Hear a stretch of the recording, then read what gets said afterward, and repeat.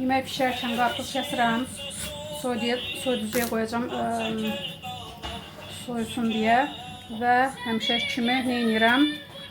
Rəmlatıram, fala baxıram. Kəsə bilsəm.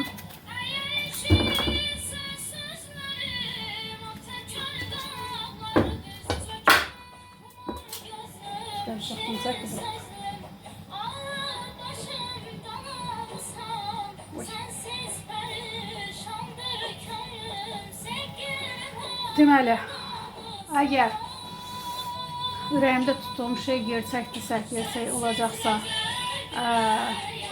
3 ağ, 1 qara. Atıram kızım. Kızım yedi kamera arkasında tənəli baxışlarla bakır. Ne demiştim? 3 asıl. Ayda. Tamamen tersi. 1 qara, 3 ağ oldu. Geçmiş olsun. Double 2. Görə bu sefer necə olacaq? Bu sefer deyirəm 2 ağ, 2 qara düşsün. İnad eləyir. Double 3. Atalar 3'ten deyib. Bu sefer 3 qara, 1 ağ düşsün. 3'te.